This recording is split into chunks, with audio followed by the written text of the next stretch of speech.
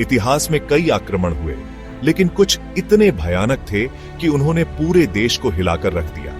ऐसा ही एक हमला था तैमूर लंग का भारत पर आक्रमण, एक ऐसा हमला जिसने दिल्ली को लाशों का शहर बना दिया। क्या आप जानते हैं कि तैमूर लंग ने क्यों भारत पर हमला किया और उसकी बर्बरता कितनी भयानक थी? तैमूर लंग एक मंगोल शासक था जो खुद को चंगेज खान का उत्तराधिकारी मानता था। वह इतिहास का सबसे निर्दयी और खतरनाक आक्रमणकारी था, जिसने पूरे एशिया में लाखों लोगों का कत्ल किया। उसका मकसद सिर्फ लूटपाट और कत्लेआम करना था। तैमूर लंग की नजर 1398 में भारत की अपार संपत्ति पर पड़ी।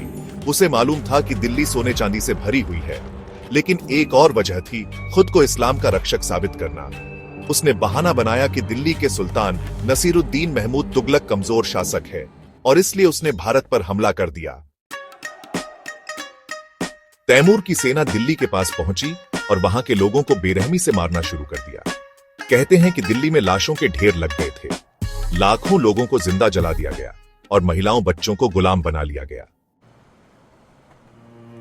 तैमूर लंग ने दिल्ली को पूरी तरह बर्बाद कर दिया और फिर अपने खजाने को लेकर समरकंद लौट गया। जाते जाते वह एक खंडहर शहर पीछे छोड़ गया, जहां सिर्फ खौफ और तबाही की कहानियां बची थीं। इतिहास में कई हमले हुए, लेकिन तैमूर लंग का हमला सबसे खतरनाक था। दिल्ली की गलियों में 100 साल तक उस कत्लेआम की चीखें गूंजती रहीं।